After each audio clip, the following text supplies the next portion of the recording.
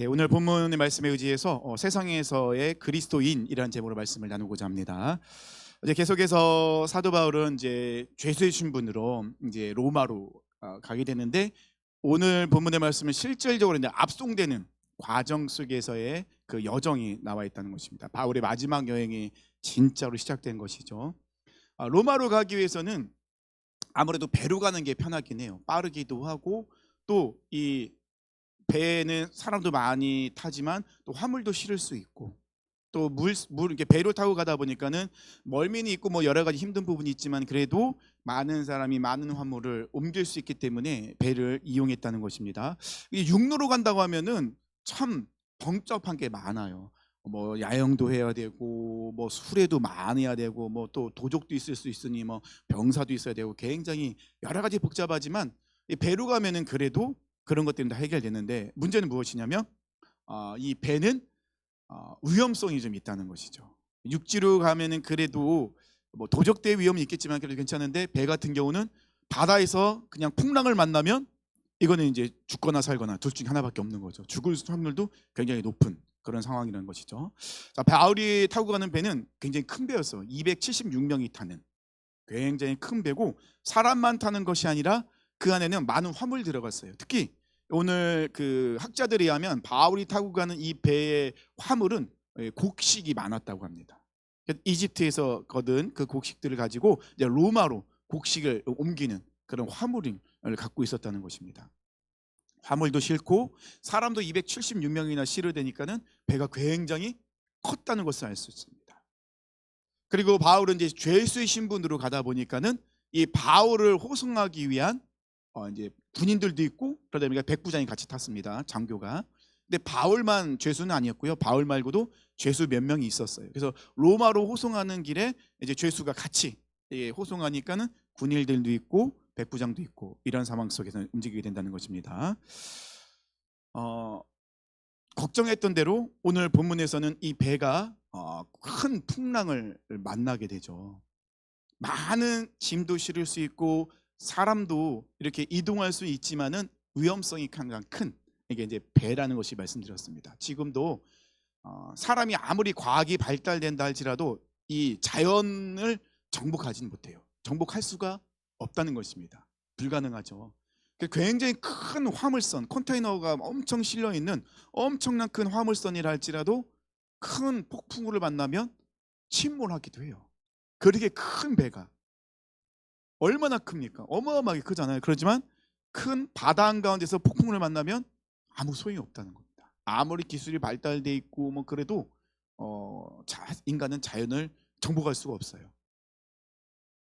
다시 말씀드리면 이 자연 만물을 창조하신 분 하나님이시거든요. 근데 유일하게 이 모든 하나님이 지으신 자연 만물 중에 유일하게 하나님을 대적하는 존재가 있죠. 하나님의 형상과 모양으로 지음받은 사람이 그렇게 하나님을 대적해요. 하나님을 원망하고 불평하고 불순종하고. 뭐 이스라엘 백성들은 얼마나 불평불만했습니까? 그래서 불뱀에 물리기도 하고요. 이스라엘 백성 멀리 생각할 필요도 없죠. 내 자신을 바라보면은 답이 나오죠. 제 자신을 바라보면 순간순간 하나님이 말씀하실 때마다 순종하지 못하고 불평 가질 때도 많고, 이해 안 된다고 하나님께 삐지기도 하고, 얼마나 그런 일들이 많습니까? 그런 거 보면은 우리는 굉장히 간이 큰 것 같아요. 하나님 앞에서 그렇게 막말하기도 하고 이런 것들, 이런 거 보면은 참 깜짝깜짝 무섭기도 해요.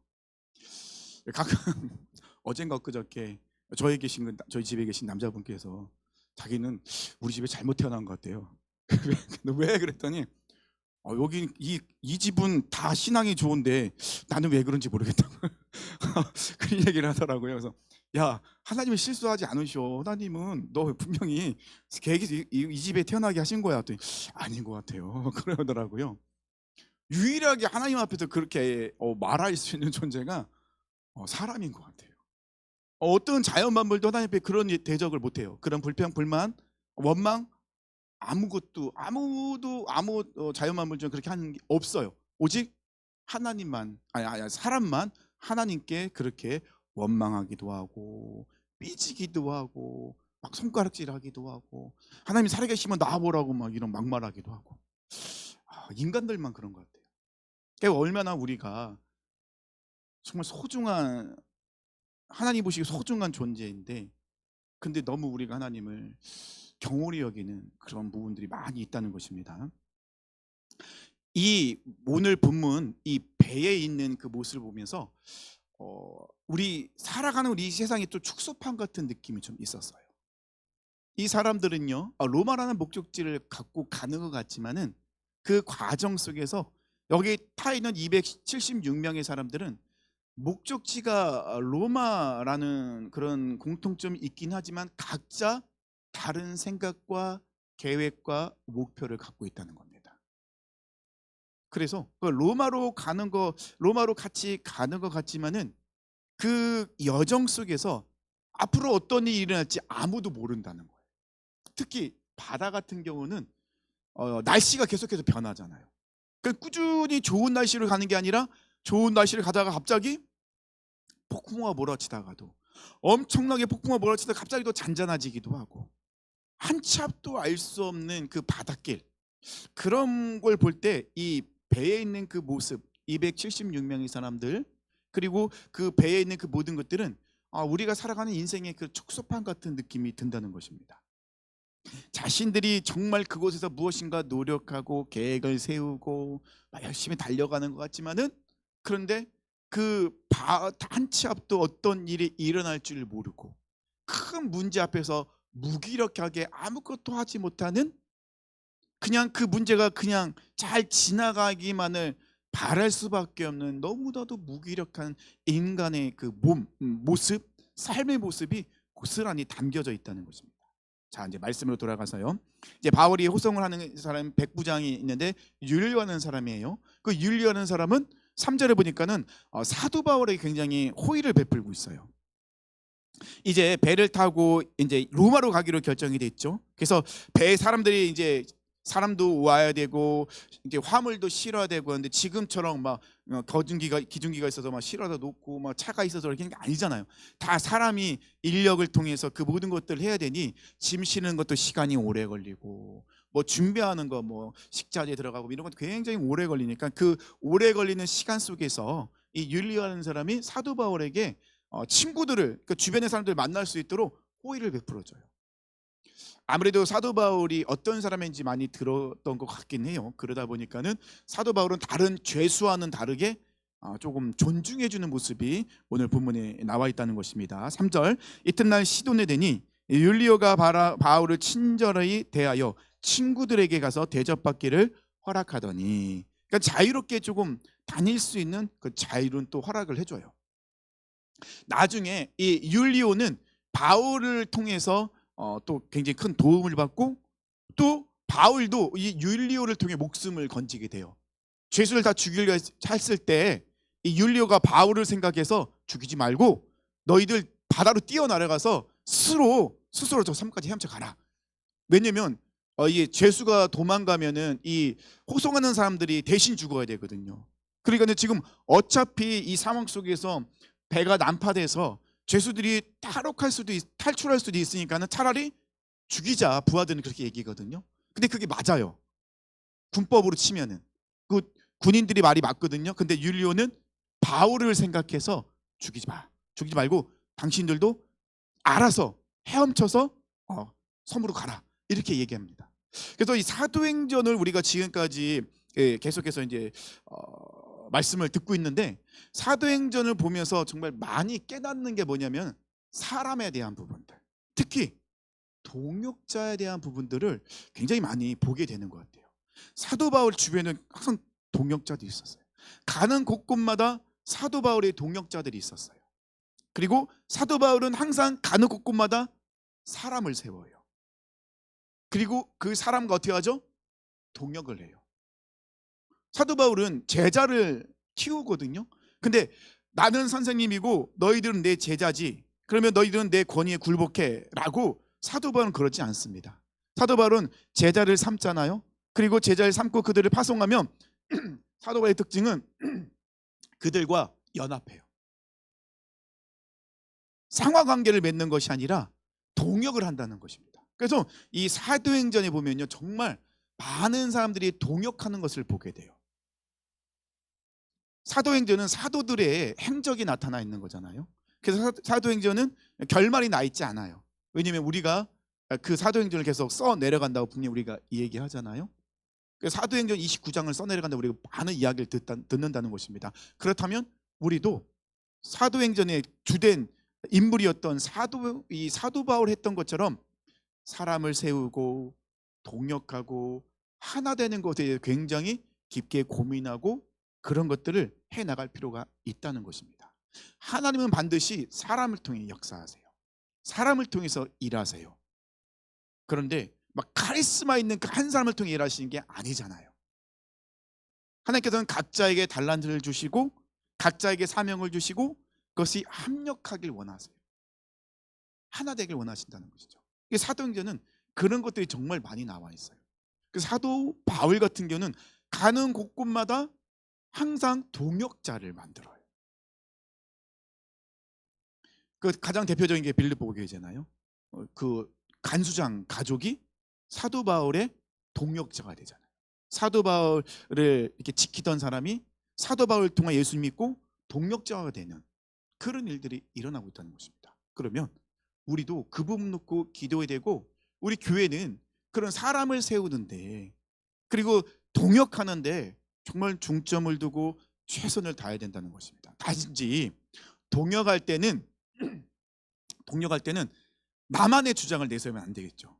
합력한다는 게 굉장히 중요해요. 상대방의 이야기를 존중해주고 잘 듣고 이런 것들이 중요해요. 내일 우리 새벽기도 말씀이 그 솔로몬이 이제 그 자기 신하들을 세우는 그런 게 나오거든요. 근데 솔로몬이 신하들을 세울 때 굉장히 자세하게 신하들의 이름을 다 기록하고 있어요. 왜 그것을 기록했을까? 오늘 설교하면 내일 설교할 게 없는데 참 말씀드리면 안 되는데 내일 새벽기도는 알아서 하시기 바랍니다. 자율 새벽기도입니다. 솔로몬이 하나님께 지혜를 받았잖아요. 듣는 마음. 그럴 때 솔로몬은요, 첫 번째 지혜는 재판을 통해서 지혜를 이제 무엇인지 알려주죠.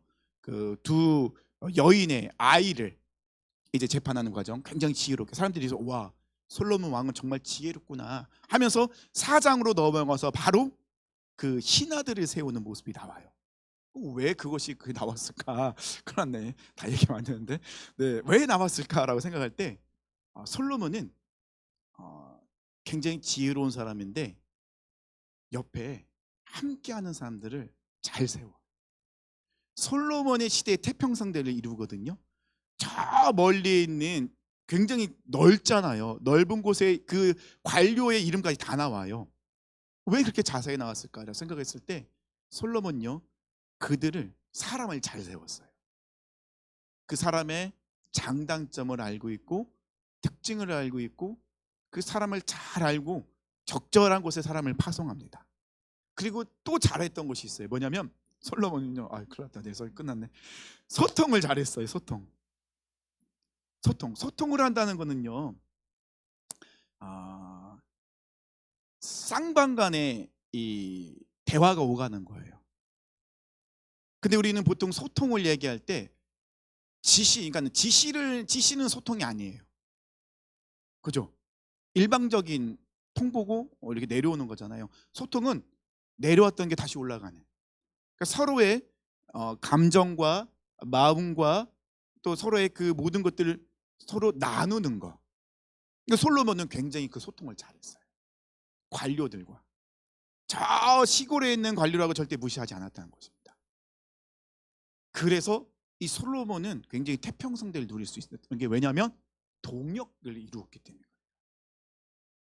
굉장히 그것이 중요하다는 것입니다. 그래서 예수님께서도 마지막으로 우리에게 명령하신 것이 무엇입니까? 모든 족속으로 제자 삼으라. 제자를 삼는다는 건 뭐죠? 동역자를 만들라는 거예요. 동역자를. 항상 강조하는 게 그거잖아요. 저는 단임 목사이지만은 저는 혼자 사역을 감당할 수가 없어요. 그래서 항상 성도님들이 동역을 해주셔야 돼요. 그럼 성도님과 저는 동력자인 거예요. 그래야지만이 주님의 몸된 교회가 아름답게 세워진다는 것입니다. 이제 사도 바울이 배가 출항했습니다. 근데 이 항해가 지금 순탄치가 않아요. 7절과 8절 보니까요, 배가 더디가 여러 날 만에 간신히 니도 맞은편에 이르러 풍세가 더 허락하지 아니하므로 살몬의 앞을 지나 그레데 해안으로 올 바람막이로 항해하여 간신히 그 연안을 지나 미항이라는 곳에 이르니 라세아시에서 가깝더라. 무슨 말인지 모르겠죠. 왜 이렇게 지명이 많이 나오는지 모르겠어요. 근데 이게 뭐냐면은 이 사도 바울이 항해를 할 때 이 바다를 건너가지 못해요. 바다를 건너가지 못한 이유가 뭐냐면 이 뒤에 나오는데 이 시기적으로 뒤에서 바람이 불어야지 배가 전진할 수 있잖아요. 근데 지금 사도 바울 탄 배가 항해할 때는 맞바람이 치고 있었어요. 그러다 보니까는 이 전진하지 못하고 해안가를 따라서 가고 있던 거예요. 왜냐면 바람이 맞바람을 치고 있으니까 가긴 가야 되는데 그냥 나갔다가는 배가 전진하지 못하고 문제가 생기니까는 해안가를 따라서 계속 꾸불꾸불 가고 있었던 그런 상황이었다는 것입니다. 그런데 그것도 여의치가 않아요. 원래는 빨리 가야 되는데 이 바람이 맞은편에서 바람이 치고 있으니까는 겨우겨우 앞으로 전진하고 있는 상황이었다는 것입니다.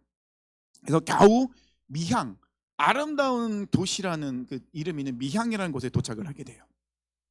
그러면서 9절 이야기하죠. 항해하기 어려운 이유를 이야기하고 있습니다. 9절 보니까요, 여러 날이 걸려 금식하는 절기가 이미 지났으므로 항해하기가 위태한지라 바울이 그들을 원하여. 자, 왜 항해하기가 어려우냐?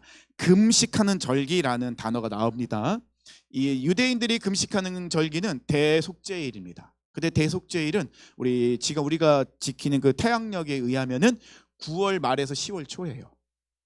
보통 금식하는 절기가요. 근데 금식하는 절기를 왜 이야기했느냐? 9월 말에서 10월 달은 배들이 운행하지 않습니다. 특히 11월 달 넘어가면 아예 배들이 나가질 않는데요. 날씨 때문에.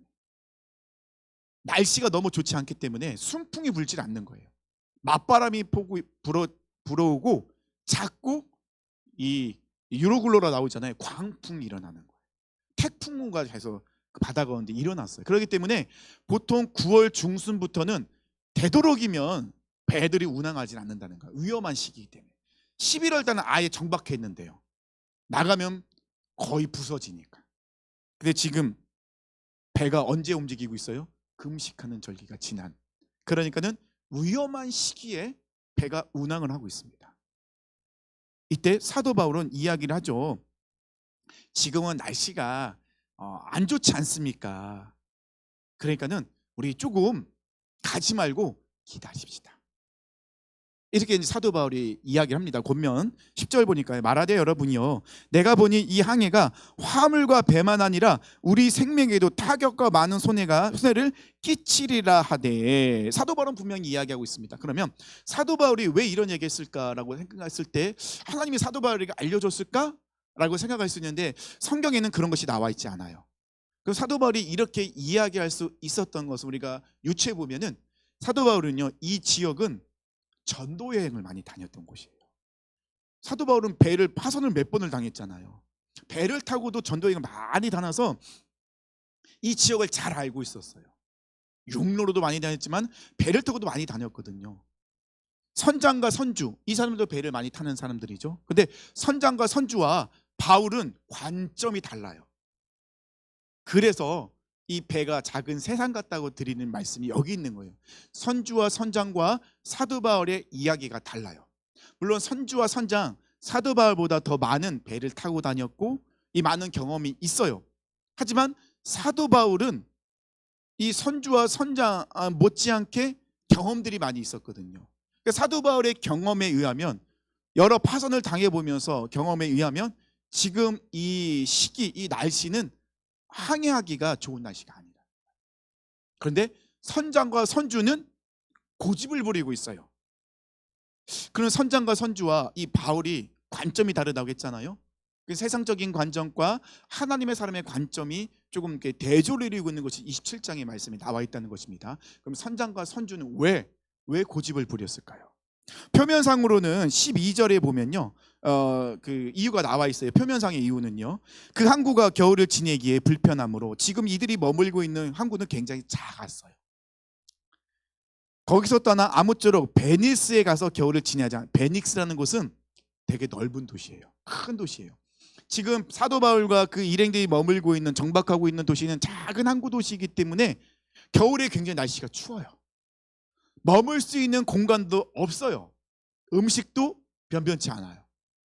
그러다 보니까는 한 80km만 운행을 하면 베니스라는 곳에 가는데 그곳에 가면은 지내기가 훨씬 좋은 거예요. 따뜻하기도 하고 머물 곳도 많고 먹을 것도 풍부하고 그러니까 사람들이 많은 사람들이 베닉스라는 곳으로 가자라고 계속해서 이야기를 하는 거예요. 그러니까 다수결의 원칙에 의해서 더 많은 사람들이 요구를 하니까는 움직이는 부분이 있습니다. 또 하나 선장과 선주의 관점에서 보면 그들은 빨리 로마를 가야 돼요. 왜 그러냐면 그들이 싣고 있는 화물의 특징이 뭐였죠? 곡식. 곡식은 너무 지나면 그만큼 지나면 지날수록 가격이 떨어져요. 가치가 떨어지는 거예요. 또 아무래도 곡식이다 보니까 상하기도 하고 지금처럼 뭐 이렇게 잘 보관이 잘 안 되잖아요.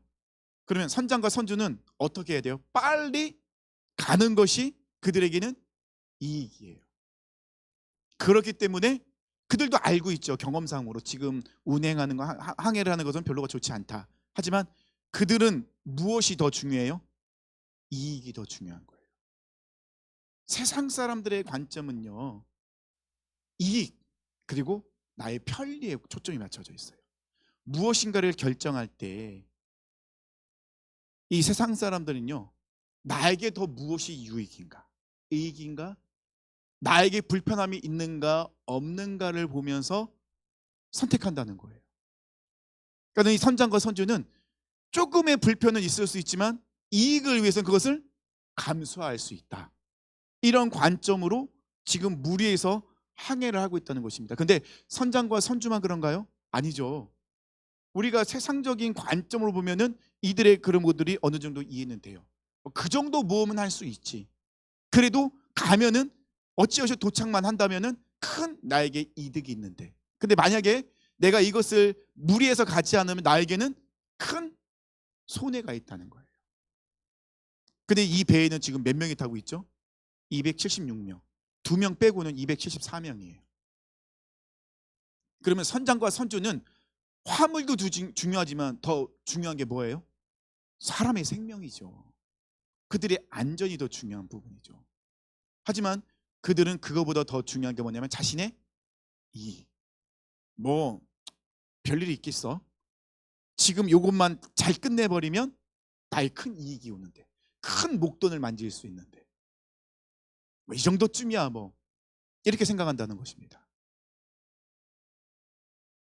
그런데 이 사도 바울의 관점은 좀 다르죠. 이 선주와 선장의 이 모습에서는 세상적인 지혜가 그들 안에 들어가 있다는 거예요. 세상 사람들이 이야기하는 지혜로운 사람들, 자신의 이익을 따라서 움직이고 그것이 굉장히 능력 있는 사람처럼 보이고 왜냐하면 많은 이익을 얻을 수 있으니까, 많은 돈을 벌 수 있으니까 그렇게 느껴진다는 것이죠. 하지만 바울은 그렇지 않습니다. 바울은 이익이나 사람의 편리함을 따지기보다는 하나님의 뜻, 계획 그리고 영혼에 집중하고 있어요. 사도 바울에게 중요한 건 뭐예요? 지금 화물이 하는 것보단 그래서 이렇게 이득이 물론 자기가 주인이 아니니까 뭐 그런 그렇게 얘기할 수 있습니다라고 하면 할 말은 없습니다. 제가 그렇죠. 사도 바울은 그 곡식을 자기가 산 게 아니니까 이득을 못 얻으니까 그렇게 이야기할 수 있겠죠. 근데 사도 바울의 관점은요 영혼에게 있어요. 사람의 안전과 그 사람 생명에 좀 초점을 두고 있다는 것입니다. 눈앞에 있는 이익이나 편리함보다는 하나님의 뜻, 계획, 섭리 이것에 더 사도 바울은 초점을 두고 있어요. 조금 늦게 가도 더디 가더라도 분명히 하나님 우리를 로마로 보내실 건데 무리해서 할 필요는 없다. 그러니까 사도 바울은 예언적인 말씀을 가지고 하나님의 뜻이니까 밀어붙이는 모습이 아니에요. 사도 바울은 자기의 그 경험 안에서 안전하게 모든 사람들이 다 갈 수 있는 그런 것들을 바라보고 있다는 것이죠. 민주주의의 가장 맹점이 뭡니까? 다수결 원칙. 이게 굉장히 위험한 거예요. 다수의 사람이 잘못된 생각과 선택을 하고 있다면 소수의 사람들은 그 공동체는 잘못된 길을 갈 수밖에 없어요. 이게 지금 세상적인 원리잖아요. 그 배에 타고 있는 많은 사람들이 가자라고 외치니까는 어쩔 수 없이 가잖아요.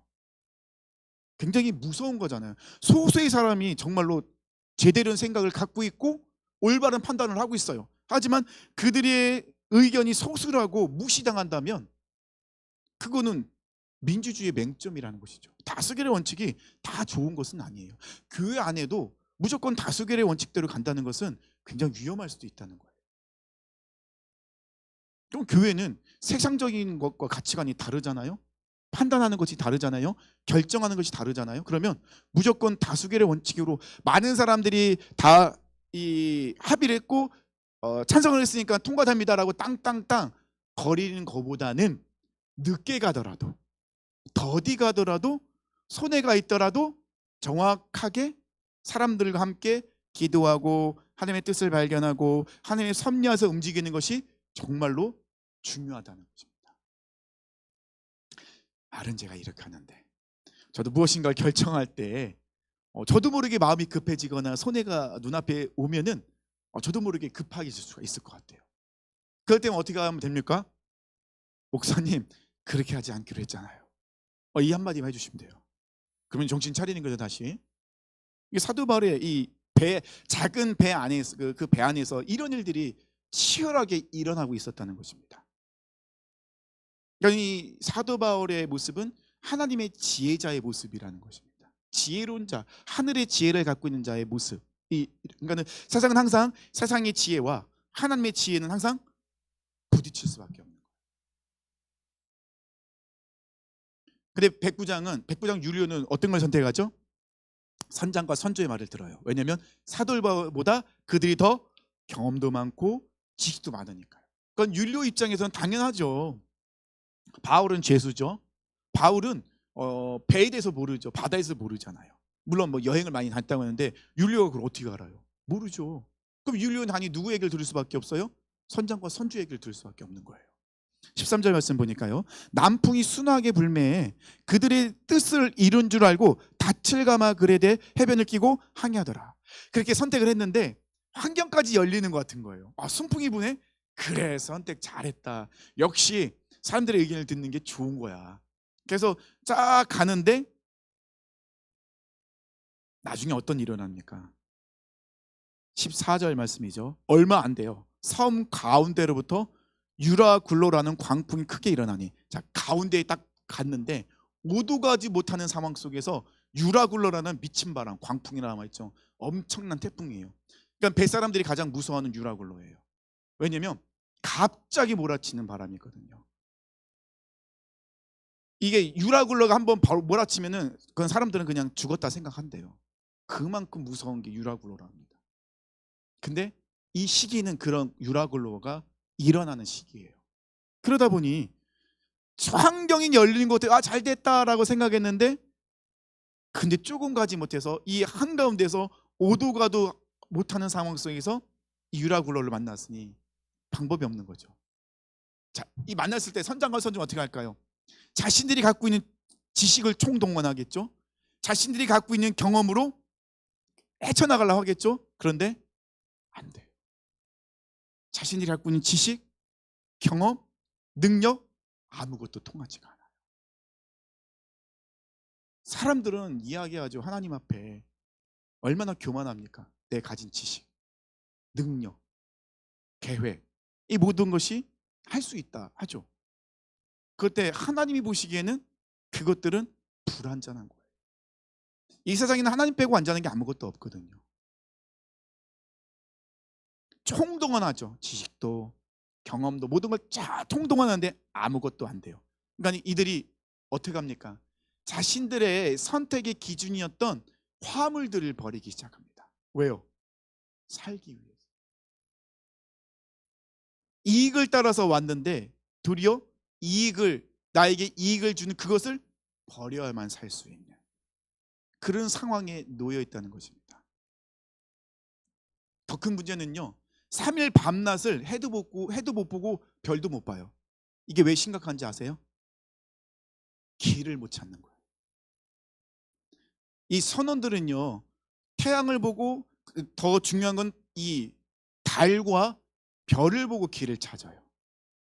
그런데 해와 달과 별이 보이지 않아요. 3일이나. 그 말은 뭐죠? 자신들이 어디에 있는지 모르는 거예요. 바람에 떠내려서 돌아다니긴 하는데 지금 우리가 어디까지 왔는지, 어디로 가는지 길을 찾을 수가 없는 거예요. 그들은 자신들은 자신 있다고 생각했죠. 내 경험, 내 능력, 그것을 가지고 나는 할 수 있다 생각했어요. 그런데 결국은 어떻게 됩니까? 하나님 없는 그들의 인생은 길을 잃게 되더라는 거예요. 그들이 갖고 있던 그들의 가치관, 도리어 길을 잃게 만드는 가치관이더라는 겁니다. 아무것도 찾을 수가 없어요. 결국은 우왕좌왕하면서 이익을 쫓아갔는데 생명 속에서 그 이익은 아무 쓸모가 없어요. 이익이 그들의 삶을 이끌어 주지도 못하고 목숨의 위협을 느끼니까 이 이익은 아무 쓸데가 없다는 거예요. 아무리 곡식이 많으면 뭐예요? 여기 보니까 음식도 해먹지를 못하는 거예요. 곡식이 많은데도, 먹을 게 풍부한데도 먹을 수가 없어요. 아무 소용이 없는 거예요. 그러니까 하나님 빠진 인생이 꼭 이런 모습이라는 거예요. 뭔가 풍족해 보이고, 뭔가 완벽해 보이고, 뭔가 많아 보이는데, 그런데 다 허무하고 손에 잡히는 것도 없고 아무것도 할 수가 없는, 너무나도 무기력한 모습이라는 것입니다. 결국 그들이 쉬려고 했던 건 어떻게 합니까? 다 쓸모없어서 버려야 되는 그런 상황이고, 소망이 완전히 끊어진 것 같은 그런 상황에 놓여 있다는 것입니다. 20절은 여러 날 동안에 해도 별도 보이지 아니하고 큰 광풍이 그대로 있음에 구원의 여명마저 없어졌더라.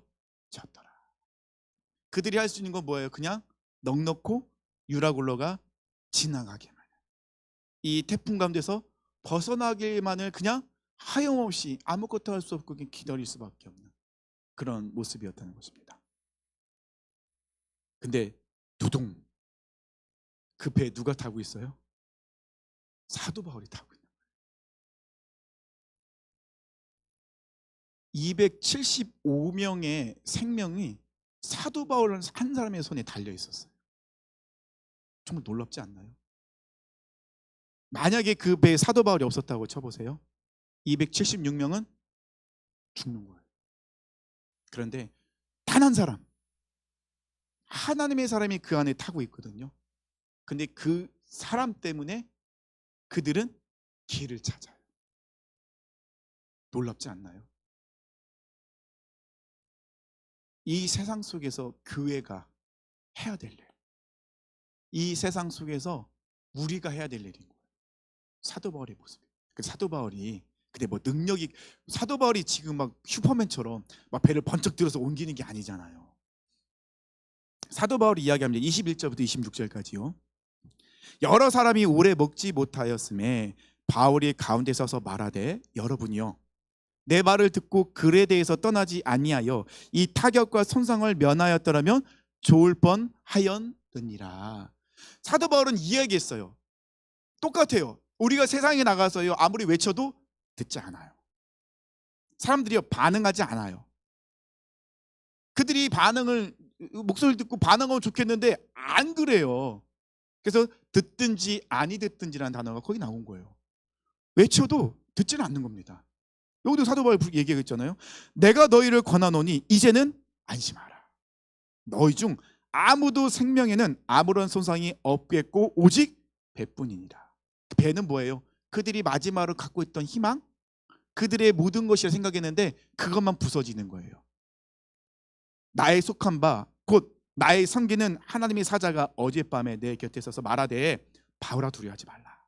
내가 가이사 앞에 서야 하겠고 또 하나님께서 너와 함께 항해하는 자들을 다 내게 주셨다 하였으니 그러므로 여러분이요 안심하라. 나는 내게 말씀하신 그대로 되리라고 하나님을 믿노라. 그런즉 우리가 반드시 한 섬에 걸리리라 하더라. 275명은 다 희망을 잃었어요. 아무것도 할 수 없었어요. 길도 잃었죠. 모든 걸 다 잃었죠. 이제 희망의 끈을 다 놓고 있었어요. 하지만 단 한 사람, 사도 바울은 그 어려운 상황 속에서도 평안해요. 왜요?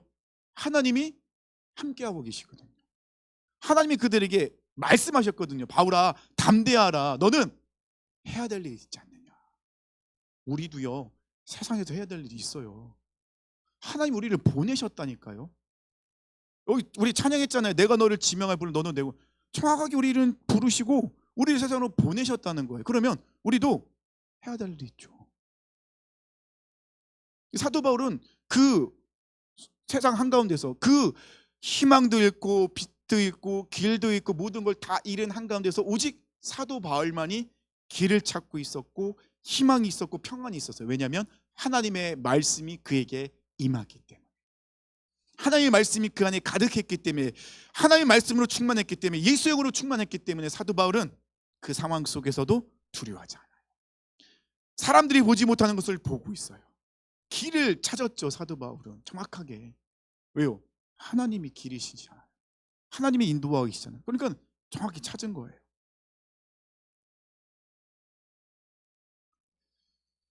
세상은 어두워지고 있다고 이야기합니다. 맞아요. 세상은 어두워져 있어요. 그렇다면 복음의 빛은 더 드러나는 거예요. 어둠은 어두울수록 복음의 빛은 더 밝게 빛나요. 소망이 사라졌다고요? 그렇다면 참 소망이신 예수 그리스도가 더 크게 드러나는 거죠. 그것이 교회의 역할이고 세상 속에서 그리스도인이 살아가는 모습이라는 것입니다. 사도 바울이 능력이 있어서 그 어려움 속에서 문제를 극복한 게 아닙니다. 하나님의 말씀이 그에게 임했기 때문에, 그가 하나님의 말씀을 붙들고 있었기 때문에 그는 그렇게 담대할 수 있었고 그런 능력 있는 말씀을 선포할 수 있었다는 것입니다. 자, 그 일은 누가 해야 되겠습니까? 이건 우리에게 주신 사명이에요. 우리가 해야 될 모습이라는 것입니다. 세상 속에서 그리스도인의 모습이 이 사도 바울의 모습이라는 거예요. 사람들이 보지 못하는 것을 우리는 보고 있어요. 사람들이 듣지 못하는 걸 우리는 듣고 있어요. 세상 사람들이 잃어버린 소망을 우리는 갖고 있어요. 왜요? 길이요 진리요 생명 되신 예수님이 우리 안에 계시기 때문에. 사도 바울은 그 사람들이 분명히 이야기합니다. 하나님이 반드시 역사하신다. 그래서 우리는 죽지 않는다. 그리고 반드시 하나님께서 역사하기 때문에 우리는 한 섬에 갈 수 있다. 정말 가잖아요. 276명 아무도 안 죽어요. 다 섬에 도착합니다. 모두 다 안전하게. 그대로 이루어지죠. 우리는 세상 속에서 하나님의 말씀으로 살아가는 사람들이에요. 우리는 세상의 지혜로 살아가는 사람들은 아닙니다. 세상적인 관점을 갖고 살아가는 사람들이 아닙니다. 우리는 하나님의 지혜로 살아가는 사람들이잖아요. 그리고 우리 하나님의 말씀으로 이 세상 속의 말씀을 살아내는 사람들이잖아요. 말씀을 살아낸다는 건 뭐죠? 하나님의 살아계심을 분명히 우리 삶 속에서 우리 말과 생각과 행동 가운데 자연스럽게 나오는 거예요. 사람들이 보지 못하는 것을 우리가 보고 이야기해 주는 거예요. 그들을 위해서 기도해 주는 거예요. 그들에게 길을 제시해 주는 거예요. 그것이 우리의 역할이라는 것입니다. 세상 사람들이 우리 소리 듣지 않는다고 실망할 필요 없어요. 괜찮아요. 세상은 안 듣습니다. 맞아요. 그래도 우리는 외쳐야 돼요. 왜요? 하나님 외치라 했습니까? 하나님 오늘 사도 바울에게도 했잖아요. 말씀하셨잖아요. 그래서 그들에게 외치잖아요. 근데 그들은 어떻게 되죠? 나중에는 듣잖아요.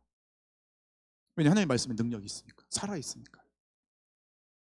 우리는 이렇게 사도 바울 같은 삶을 살아야 되는 하나님의 사람들입니다. 그러니까 여기 앉아 계신 분들은 굉장히 소중하신 분들이에요. 그리고 다 사명을 갖고 있는 분들이에요. 그것을 절대 잊지 마세요. 그리고 우리는 하나님의 말씀을 붙잡고 말씀을 살아내는, 그것이 진짜 능력의 삶이거든요. 막 귀신을 내쫓고 병자를 일으키고 막 이런 것만이 능력이 아니에요. 우리가 세상 한가운데서 진짜 그리스도인으로 살아가는 것이 능력인 거예요. 사도 바울이 그런 능력의 사람이었잖아요. 우리 사랑 성도님들, 짧은 이 정말 말씀이지만은 이 말씀 속에서 좀 우리가 가져야 될 기준들을 발견하길 바랍니다. 우리가 세상 속에 어떻게 살아가야 될지를 정확하게 깨닫고 그런 삶을 살도록 노력했으면 좋겠습니다. 그리고 우리는 동력자입니다. 함께 기도해주고 권면해주고 이끌어주고 손잡아줘야 될 동력자라는 거 꼭 기억하시기 바랍니다. 우리 찬양하고 기도하기 원합니다.